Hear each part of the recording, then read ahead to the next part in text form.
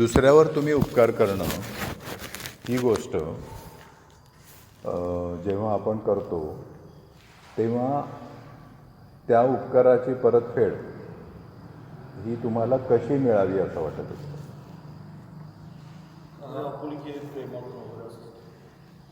निदान अपकाराने तर नको, मिनिमम म्हणजे आपुलकी आणि प्रेमाने. मग त्यांनी आपल्यासाठी काहीतरी कष्ट सोडलं. तर ते पैशामध्ये मोजदात त्याची नाही करता येणार, पण आपल्यासाठी ते करतायत म्हटल्यानंतर थोडंफार सोसावं तर दोघांनाच लागणार आहे, पण अपकाराने तर त्याची परतफेड नको. अपकाराने त्यांनी परतफेड करू नये. तर तुम्ही अपकार म्हणजे काय हे ठरवलेलं असतं का? तसं होईल की ठरलेलंच असतं की निदान त्यांनी अपमान करू नये किंवा त्या मुलाने वेळेवाकडं बोलू नये किंवा याच्यामध्ये म्हणजे आर्थिकदृष्ट्या लगेच असं मागण्याची घाई करू नये किंवा तो भाऊ वाढला तर त्या मुलाच्या शिक्षणाची जबाबदारी किंवा शिक्षण झालं असेल तर ती लग्नाची जबाबदारी डायरेक्ट किंवा इनडायरेक्ट जो भाऊ असतो राहिलेला तो पेलतच असतो ना समर्थपणे. त्याची जी काय मानसिक कॅपेबिलिटी आहे त्याप्रमाणे तो पेलत असतो आणि समोरच्याला कळलं पाहिजे ना. जर समजा त्यांनी अपकार केले असतील तर तुम्हाला त्याचं वाईट वाटतं, हे तुम्ही असं म्हणता. बरोबर आहे. तुम्हाला वाईट वाटतं, तुम्हाला निराशा येते. तर ती निराशा त्यांनी अपकार केले म्हणून येते. बरोबर आहे. म्हणजे उपकाराची परतफेड करत असताना अपकार केले म्हणून ती निराशा येते. ती निराशा जी आहे ती निराशा ही म्हणजेच याचा अर्थ की ती एक निगेटिव्ह इमोशन किंवा नकारात्मक भावना आहे. निराशा ही नकारात्मक भावना आहे आणि नकारात्मक भावना निर्माण होणं याचा अर्थ काय?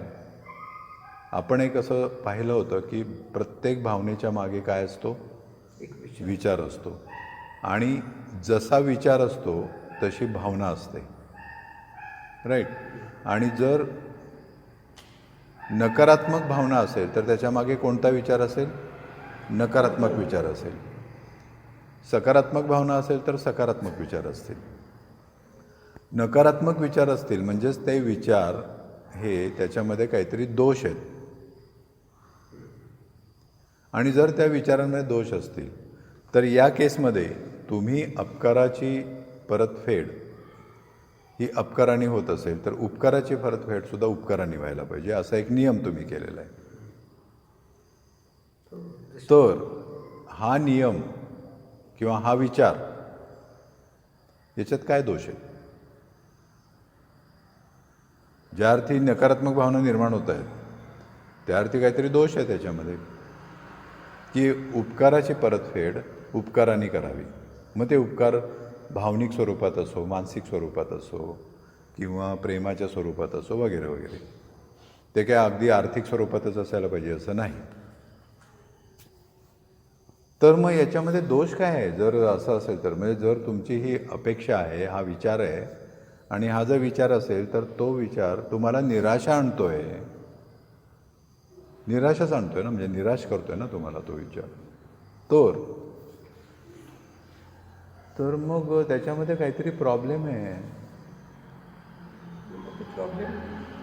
विचारांमध्ये. 30 लाखाचं देणं आहे नाही, इन जनरल तुम्ही बोला म्हणजे की तो विषय आपण सोडून देऊ. आपण त्याच्याकडून उपकाराची अपेक्षा न करता आपण उपकार करावा इथपर्यंत थांबावं. आपण फक्त उपकार करावा अपेक्षा न करता. अपेक्षा न करता उपकार करणं शक्य आहे का नाही? आता झाडं तुम्हाला काय देतात? आंबे देतात, फळं देतात, सावळी देतात. नाही, आपण माणसांबद्दल बोलूया. माणसं माणसं ही बोलत नाहीत. माणसं झाडं मारामाऱ्या करत नाहीत. झाडं सजीव आहे हे तुम्हाला मान्य आहे? नाही, मुद्दा तो नाही आहे. सजीव निर्जीव हा मुद्दा नाही आहे. मुद्दा असा आहे की एका झाडाने दुसऱ्या झाडाला समजा काही दिलं नाही, एका झाडाने दुसऱ्या झाडाला दिलं नाही, असं घडतं का? झाड हे स्वतंत्र असतं. त्याला मेंदू आहे का? म्हणजे आपण जे मेंदू म्हणतो भावना, विचार किंवा समजुती किंवा दृष्टिकोन, हे सगळे जे मेंदूतले घटक आहेत हे मेंदूतले घटक झाडाकडे नसतात. झाड केवळ एक सजीव आहे. झाड सजीव आहे, इवन प्राण्यांमध्ये सुद्धा. म्हणजे आता मला बेसिक फरक असं सांगा की प्राणी आणि तुमच्यामध्ये काय फरक आहे? आपल्याला बुद्धी आहे, मन आहे, प्राण्यांना पण बुद्धी असते, कमी असते पण असते. असते हां, तेवढे मग तर विचार करू शकत मग नाही. फरक तर नाही आहे. टोटल फरक काय आहे? म्हणजे याचा अर्थ असा आहे, परंतु जास्त प्रगत आहे. म्हणजे काय जास्त म्हणजे काय? आपण अधिक विचार करू शकतो. माणसाला मन आहे तो आपण मनाचं स्पष्टीकरण करू शकतो. तसं प्राण्यांना करता येत नाही, त्यांना बोलता येत नाही. म्हणजे कसं करता येत नाही? अगदी स्पष्टपणे क्लिअर पाहिजे. म्हणजे कसं करता येत नाही? विवेक नसतो त्यांच्यात. प्राण्याच्यात विवेक असतो, प्राण्याच्यात विवेक असतो. म्हणजे गोड संवेदना, भावनिक संवेदना, रागाच्या संवेदना ते एकमेकाशी ट्रान्सफर करतात. त्यांची भाषा आपल्याला कळत नाही. ते त्यांच्या जसं आपण आपल्या भावना व्यक्त करतो मगाशी तसं जे म्हणलं असं होतं का, तर असं होतं. अनेक लोक असे आहेत की जे फक्त उपकार करतात. सगळे जे होऊन गेले, सगळे मोठमोठे हां. थोर ज्ञानी किंवा एक साधं अलीकडचं उदाहरण सांगायचं, सिंधुताई सपकाळ म्हणून एक लेडीज होती, जिने आयुष्यभर अनाथ मुलांच्यासाठी आयुष्य घालवलं, सगळे स्वतःची संपत्ती घालवली आणि दुसऱ्यांच्याकडून सुद्धा घेतले. म्हणजे त्या एकट्या आहेतच, त्याच्यामुळे जे त्यांना पैसे देत होते दुसरीकडे चालवायला, त्यांचा सुद्धा हातभार आहे ना. म्हणजे उपकार करणारी माणसं जगात आहेत असं मला म्हणायचं. जी माणसं थोर आहेत असं आपल्याला वाटतं, त्याऐवजी आपण सामान्यपणे दैनंदिन जीवनामध्ये आपण जे वागतो त्याचा आपण विचार करूया. ती आहेत, त्याच्याबद्दल आपण काही विचार करायचं कारण नाही. किंबहुना तसा तो नियम पाळतात म्हणून ती थोर झाली. आपण एक असं काय मागच्या वेळी पाहिलं होतं, तत्त्व महत्त्वाचं असतं, माणूस महत्त्वाचा नसतो. तत्त्व जर आपण पाळली तर त्या ठिकाणी ते जे काही आपण कृत्य करू ते कृत्य थोर ठरतं. माणसानी पाळलं म्हणून आपण ते पाळायचं नसतं किंवा माणसानी केलं म्हणून करायचं नसतं. कुठल्या तरी एखाद्या महाराजाने सांगितलं म्हणून मी सत्य बोलतो, हे चूक आहे. सत्य बोलणं हे जास्त फायद्याचं आहे आणि सत्य बोलणं ही गोष्ट महत्त्वाची असते, कारण त्याच्यामुळे समाज हा शांतता घेऊन नांदेल. हे असल्यामुळे मी सत्य बोलणार आहे. हे तत्त्व जे आहे ते तत्त्व स्वीकारलं तर आपण सत्य बोलू शकतो. उद्या तो एखादा महाराज सत्य बोला म्हणून प्रवचन देतोय पण स्वतः असत्य वागतो असं घडलं तर आपण सत्य वागायचं की नाही याचा विचार करायला सुरुवात करतो आणि जे चूक असतं. सत्य कुठलंही मूल्य ते मूल्यच असतं आणि ते मूल्य पाळायचं म्हणून पाळायचं असतं.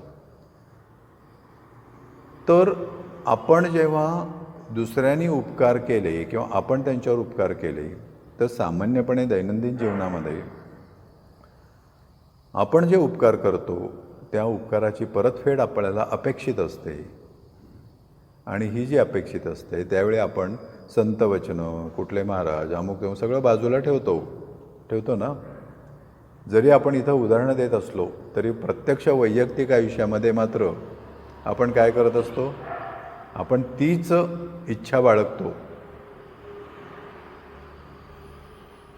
म्हणजे मग त्यांच्या शिकवणीचा किंवा त्यांच्या आदर्शाचा काही उपयोग होत नाही. एखाद्या मोठ्या व्यक्तीच्या नावाने दारूबारसुद्धा चालू असतो. एखाद्या मोठ्या व्यक्तीच्या नावाने एखादं अनैतिक कृत्य पण चालू असतं. एखाद्या उत्सवामध्ये त्या देवाच्या नावाखाली बरेच गोष्टी घडत असतात. याचा अर्थ काय तर तत्वच्युती तिथं झालेली आहे. म्हणजे तत्त्व पाळली जात नाही, ती तुडवली जात आहेत. या केसमध्ये आपण जेव्हा पाहतो की उपकाराची फेड अपकाराने केली जाते आहे, आपण निराश होतो. आपल्याला हे शोधायचं आहे की निराश आपण का होतो. तो विचार जो आहे की उपकाराची फेड उपकाराने व्हावी, तर त्या विचारामध्ये दोष काय आहेत.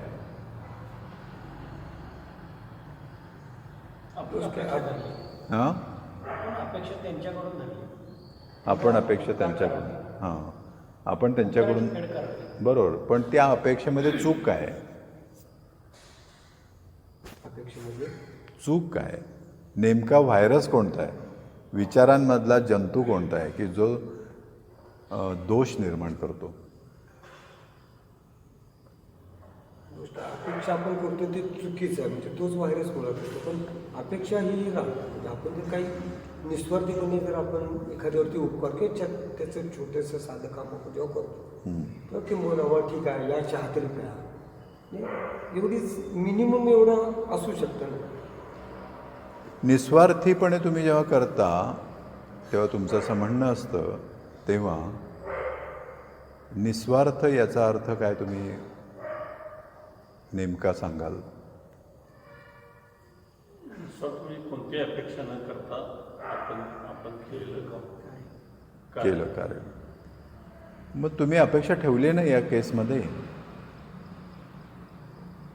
मला निस्वार्थ कसं म्हणताय तुम्ही? अपेक्षा राहतेच ते, अपेक्षा राहतेच. अपेक्षा ठेवली आहे ना?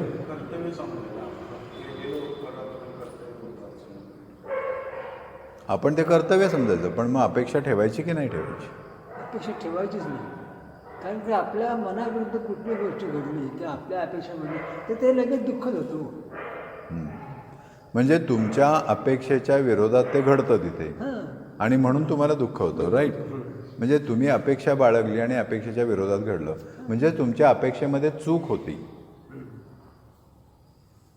ज्या अर्थी तुमची अपेक्षा चुकीची आहे, मी उपकार केले तर त्याने सुद्धा उपकार करायला पाहिजे, ही अपेक्षा चूक जर असेल तर त्या अपेक्षेमध्ये चुकीचं हे काय असतं की मी जी अपेक्षा करतो ती अपेक्षा मी करत असताना माझी अपेक्षा पूर्ण व्हावी याच्यासाठी मला कुणावर अवलंबून राहावं लागेल? कारण अपेक्षा आपण दुसऱ्यांकडून ठेवतो ना, राईट? म्हणजे दुसऱ्यावर मी अवलंबून राहतो तर अपेक्षा मी दुसऱ्याकडून त्याची मागणी करतोय, तर माझी अपेक्षा पूर्ण कोण करणार आहे? ज्याच्यावरती आपण उपकार केला तोच पूर्ण करतो. तो पूर्ण. तर जर तो पूर्ण करणार असेल तर तो अपेक्षा पूर्ण करेल याची गॅरंटी काय? गॅरंटी करेल अथवा न पण करेल, अपकारांना सुद्धा तो परतफेड करेल. जर तुम्हाला गॅरंटी नाही आहे तर तुम्ही ही अपेक्षा बाळगणं मग बरोबर आहे का? कुठल्याही व्यक्तीची, तुमच्या भावाची, बहिणीची, मुलाची, मुलीची, वडिलांची, आईची, कोणाकडूनही तुम्ही अपेक्षा ज्या ज्या ठेवाल, अगदी हे जवळची मी उदाहरणं सांगतोय, लांबची तर आपण सोडूनच देऊ.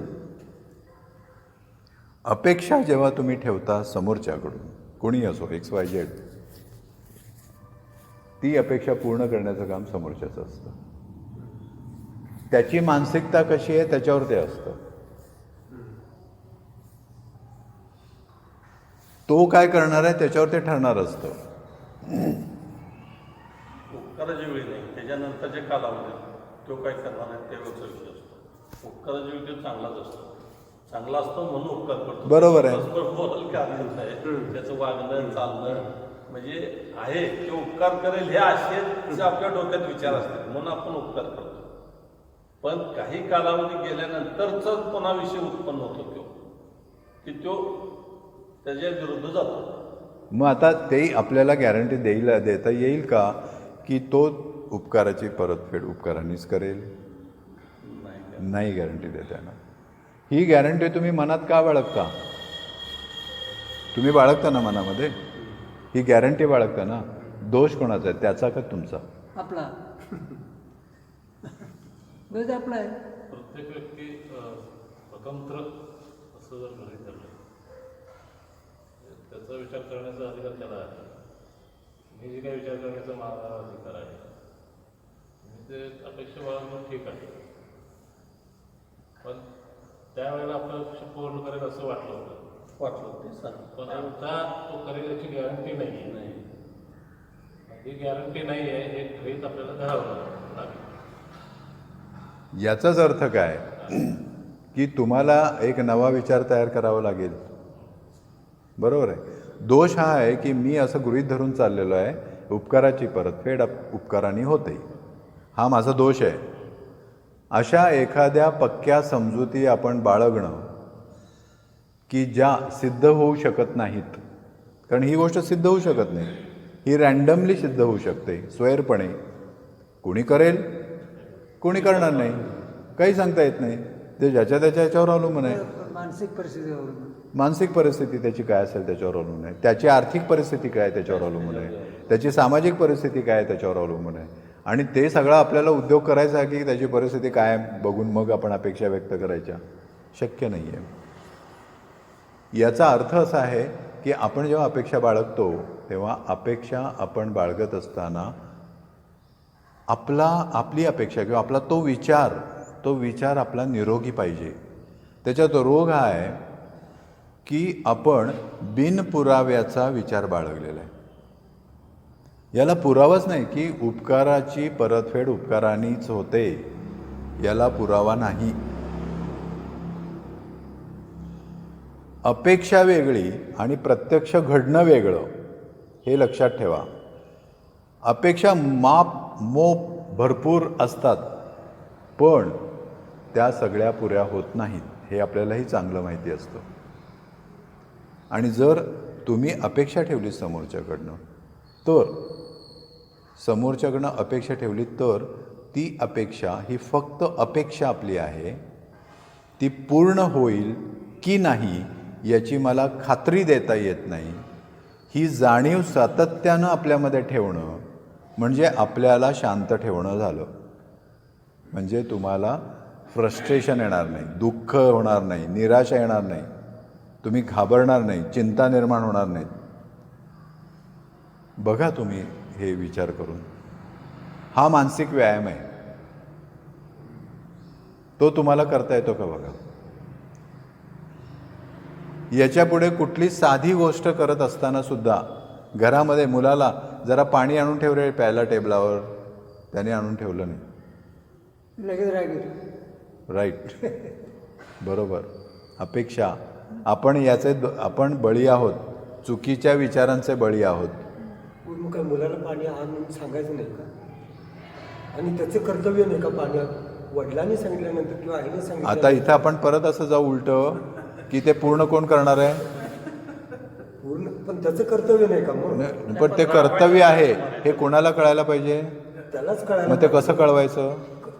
कळवायचं म्हणजे आता आणखीन कसं कळणार. मग ऐकत नाही तर मग होणार कधी. झाला प्रश्न इथं, प्रॉब्लेम पूर्णविराम झाला. मग तुम्ही का चिडताय. आपल्याकडून उठून घ्यायला पाहिजे ना. हां, आपल्याकडून उठून घ्यायला पाहिजे. ऑफकोर्स, सरळ आहे. हे दुःख आहे हो. मग त्याने त्याची कर्तव्य काय पार पाडायचे नाही. ते तुम्ही त्याला आयुष्यभर शिकवा, काही प्रॉब्लेम नाही आहे. नुसतं शिकवत राहायचं. मग दुसरं काय करणार. त्याचं आउटपुट काहीच नाही. मग तुम्ही त्याचा मेंदू उघडून त्याच्यामध्ये भरू शकणार आहात का. मग कशाला शिकवायचं त्याला. नाही, नाही, नाही, नाही. लहान मुलं ही दुसऱ्याचं बघूनच शिकत असतात, त्यांना ते अवलंबून असतात. काका तुम्ही नुसतं करा लहान माहिती आहे मुलापुरतं का? मर्यादित नाही. नाही, लहान नाही, मोठी मुलं सुद्धा आपण समजा, मोठी सुद्धा आता म्हणू. समजा मी नाही आहे घरी आणि आपण सगळी आमच्या घरी येतात. कर्तव्य हा जो भाग आहे तो कर्तव्य त्यांनी पूर्ण करावं ही आपली अपेक्षा आहे का, त्याला कळत नाही. हा सिद्ध नियम आहे. मिनिमम अपेक्षा इतक्या राहणारच. मिनिमम असो मॅक्झिमम असो, अपेक्षा आहे ना. पण ती अपेक्षांविषयी आपण बोलतोय. मी तिथं नाही आहे तर आमच्या घरी जे उपस्थित मेंबर आहे त्यांनी तुम्हाला म्हणजे तांब्या भांडे पाणी द्यायला पाहिजे, चहा विचारला पाहिजे. जे कॉफी पितात त्यांना कॉफी विचारलं पाहिजे. जे चहा कॉफी पित नाहीत, जे दूध पितात त्यांनी ते विचारलं पाहिजे. कधी मी नसताना. बरोबर आहे, पण त्यांनी ते विचारायला पाहिजे. हे अगदी व्यवस्थितरित्या विचारणं जे व्हायला पाहिजे ते कोण करणार आहे. त्यांनी करायला ते पाहिजे. करायचं. ते जे नीट करायला पाहिजेत, तर ते जर नीट केलं नाही त्यांनी, तर त्यांनी नीट करायला पाहिजे आणि त्यांनी नीट केलं नाही, या गोष्टीचा त्रास कोणाला होतो. ज्यांनी अपेक्षा केली त्यालाच होणार. बरोबर. म्हणणं निरपेक्ष आहे. मग तुम्हाला त्रास करून घ्यायचा आहे का, हवाय का, आवडतो का. कसा त्रास होईल बघा. कसा म्हणजे उदाहरणार्थ तुम्ही सगळे आला, मी तिथं नाही आहे. तुम्ही सगळे आला, कोणासाठी आला, आमच्यासाठी तुम्ही आले किंवा योगायोगाने तिथं काहीतरी प्रसंग होता म्हणून आला आणि आमच्या घरातल्यानी तुमचा अनादर केला. म्हणजे तुमची काहीही विचारपूस केली नाही. म्हणजे थोडक्यात तुमचा अनादर केला. म्हणजे समोर यायला पाहिजे, उभा राहायला पाहिजे, किंवा तुमच्याकडे म्हणजे तुम्ही कोणाकडे आला किंवा काहीतरी आदराने विचारपूस करायला पाहिजे. आणि एवढ्या विचारपूस नंतर तांब्या भांडे दिलं पाहिजे, चहा विचारला पाहिजे. हा तुमचा अनादर झालेला असतो ना, तो मला खपणार नसतो. ओके, आपण जरा इथं थांबूया. इथं तुमच्या किती अपेक्षा आहेत बघा. माझे जे जवळचे आहेत ते आले तर त्यांना विचारपूस करायला घरात विचारपूस करायला पाहिजे. आल्यानंतर त्यांना तांब्या पाणी द्यायला पाहिजे. नंबर 2. नंबर 3, त्यांना चहा करायला पाहिजे. नंबर 4, नीट आदराने सगळी विचारपूस करा. अपेक्षांचा पाऊस आहे त्या. नाश्ता द्यायला पाहिजे. अपेक्षांचा पाऊस पडतोय पाऊस नव्हे. किंवा हे बघा, या ठिकाणी. तुम्ही चहा पिताय तर ते चहा पित नाही, असू दे ना. माझं काय म्हणणं आहे, तुमच्या अपेक्षांविषयी बोलतोय आपण. तुम्ही आता तुमच्या आणखी एक अपेक्षा आहे. समजा ते चहा पित नसतील तर त्यांना अमुक एक द्यायला. पुढची अपेक्षा, तुम्ही अपेक्षांचा पाऊस पडत सुटलाय. आपण एक अपेक्षा घेतोय आणि एका अपेक्षेचा विचार आपण असा करतो की तुमची अपेक्षा पूर्ण करण्याचं काम त्याचं असतं आणि ती व्यक्ती ती अपेक्षा पूर्ण करेलच याची गॅरंटी काय आहे हा प्रश्न आहे. ती गॅरंटी आपण देऊ शकतो का? ती आपण गॅरंटी कुठल्याही व्यक्तीची देऊ शकत नाही. कुठल्याही व्यक्तीची देऊ शकत नाही, गॅरंटी देऊ शकत नाही. तुमचं म्हणणं आहे की त्यांनी ते करायला हवं, तर ते म्हणणं तुमचं जे आहे की त्यांनी करायला हवं, तर ते असा प्रश्न विचारू शकतील, तुमचे मित्र आहेत, मी का करायला हवं? तुम्ही थांबा आणि करा. ते आले अचानक, तो त्यांचा प्रॉब्लेम आहे, त्यांनी सांगून यायला पाहिजे होतं. त्यांचे सुद्धा अपेक्षा आहेत. आता त्यांनी अपेक्षा तुमच्यावर लादल्या. अहो, तुम्ही घरात नसणार आणि हे घरात येणार, आम्ही काय बोलणार त्याच्याशी? त्यांचा आमचा काही संबंधच नाही आणि तुम्ही मात्र घराच्या बाहेर. मोबाईल लावून आहेत का नाही विचारून का नाही तिथूनच हां, आणि मग तिथं त्यांना विचारणार फोन करून की तुम्ही हे काय, तुमचे कसले मित्र आहेत? काही ना आपल्या कल्पना तर येतात, घुसतात घरामध्ये. असं त्यांनी म्हणता कामा नये. आपण हे त्यांची पण एक अपेक्षा आहे ना, काय? तुमच्या मित्रांनी फोन करूनच यायला पाहिजे. मग ही अपेक्षा त्यांनी पूर्ण केली. समजा अचानक मग इथं वाद सुरू झाले ना, तुमच्या अपेक्षांचं युद्ध. चहा जाईल, आणखीन काय? त्यांची काय कामं ती कोणी करायची? अहो, पण एखाद्या दिवसानं काय फरक पडतोय? असं कसं म्हणून झालं? असं मग कसं चालेल? म्हणजे त्यांना- तुम्ही का रोज येणार असता? नाही, एका दिवसाने काय तुम्ही फरक रोज पडेल? येणार नसता. नाही, पण एक मला सांगा की तुमच्या अपेक्षा ज्या आहेत, प्रश्न बेसिक मुद्दा लक्षात घ्या तुम्ही. तुम्ही बेसिक मुद्दा काय आहे? अपेक्षा पूर्ण सगळ्याच्या सगळ्या होतीलच. नाही होत. हां, मग आता जर समजा होत नसतील तर आपण अपेक्षा का ठेवायच्या? याची हा नियमच नाही आहे की अपेक्षा पूर्ण होतीलच, असा नियमच नाही आहे. प्रत्येक गोष्टीला पूर्वाच लागतो, म्हणजे होते की नाही किंवा हे बघणं. नाही, मग म्हणजे जर अर्थ असा झाला, आपणच स्ट्रेसमध्ये येणार. ऑफकोर्स आपणच येणार त्यामुळे काय स्ट्रेसमध्ये. होतं की मी नसताना तुम्ही सगळेजण तिथं आला आणि आमच्या घरच्यांनी तुमची विचारपूस नाही केली, तर ह्याच्यात माझा अपमान जितका होतो त्यापेक्षा जास्त अधिक पटीने तुमच्या सगळ्यांचा होतो. मग आमच्या घरातल्यांचं कर्तव्य नाही का? नाही, पण एक लक्षात घ्या, आता अपमान होतो सगळ्यांचा. समजा मी तुमच्या घरी येईल आणि मला काय देणार नाही, तर माझा अजिबात अपमान होणार नाही, कारण मी अतिशय मानसिकदृष्ट्या सुदृढ आहे. मी काय म्हणतो, मी जर पंडितांच्या घरी गेलो तर त्या ठिकाणी मी फक्त प्लेनली असं म्हणेन, पंडित घरात आहेत का? आणि जर ते नाही म्हणाले तर मी माघारी करेन आणि मी एवढंच म्हणेन, तुम्ही घरी नव्हतात म्हणून मी माघारी फिरलो, मला कुठलंही दुःख नाही. त्यामुळे तुम्ही जे माझ्याबद्दल प्रेडिक्शन करताय की मी नाराज होईन किंवा आमचा अपमान झाला, हे तुम्ही कशाच्या आधारे करता? त्याला पण पुरावा नाही आहे. म्हणजे त्याचा अर्थ तुम्ही हे मनात बाळगणं सुद्धा चूक आहे. म्हणजे आला तर आला आणि गेला तर गेला. ऑफकोर्स, म्हणजे त्या ठिकाणी तर आला आणि गेला तर गेला. म्हणजे तुम्हाला आता नाही, आला तर आला नाही आहे, तिथं पंडित घरात नाही आहेत म्हणून ते गेले, त्याला सुद्धा कारण आहे. आला आणि तसाच गेला असं नाही आहे. पंडित घरात नाही आहेत आणि म्हणून आम्ही गेलो, कारण त्या ठिकाणी इतर परिचयाचे कोणीच नाही आहेत. आणि जेव्हा पंडित घरात असतील तेव्हा त्यांच्या मिसेस, त्यांची मुलं काय असतील ते सगळ्या लोकांची आम्हाला ओळख होईल आणि त्यावेळी आम्ही घरात येऊ आणि बोलू. That's all, finish. अहो, हे बघा, विचार करण्याची गोष्ट आहे, म्हणून म्हणतो आपण विचार करून बोलायला पाहिजे, विचार करून गोष्टी करायला पाहिजे. तो विचार विवेकी असेल, रॅशनल असेल, तर त्या ठिकाणी तुम्ही शांत राहू शकता. रॅशनॅलिटी ही किंवा विवेकीपणा, विवेकी विचार हे तुम्हाला शांत ठेवतात. विवेक हाच आहे की मी अपेक्षा करणार नाही, मी सांगेन माझं मत की तू नीट वागायला पाहिजेस. वागायचं की नाही वागायचं हे कोण ठरवायचं आहे?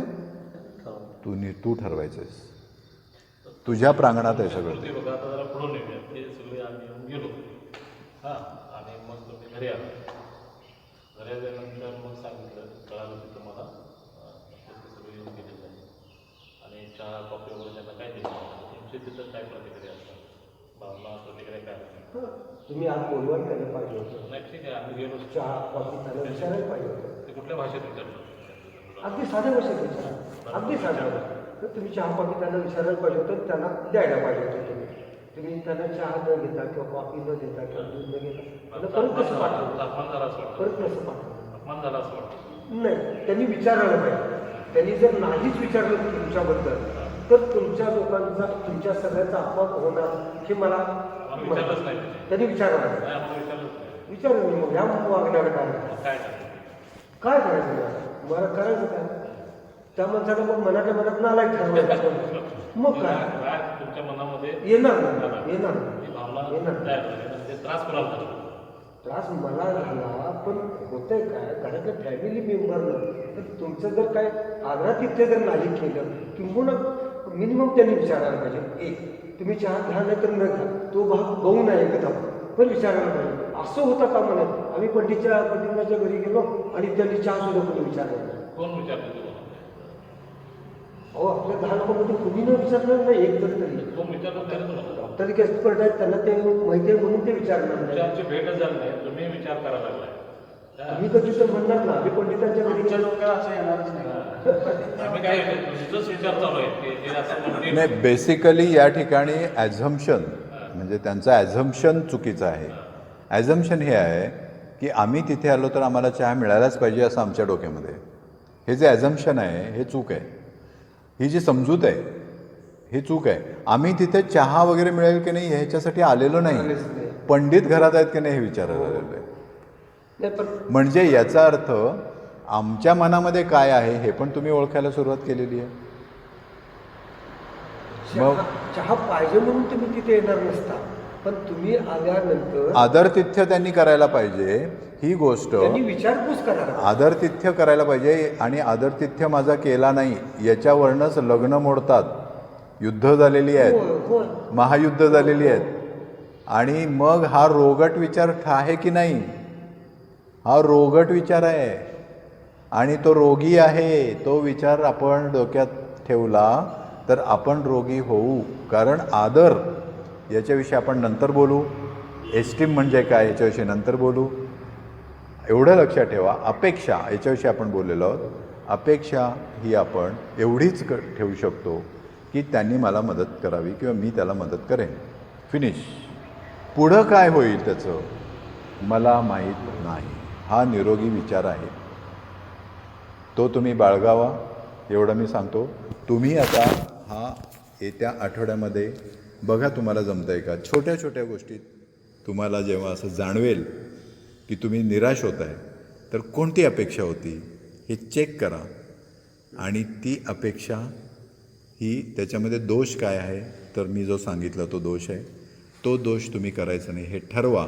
बघा तुम्ही शांत व्हाल की नाही. लगेच शांत व्हाल. तुम्हाला शांत करण्यासाठी गोळ्यांची गरज नाही. ठीक आहे, आपण इथे आता थांबूया.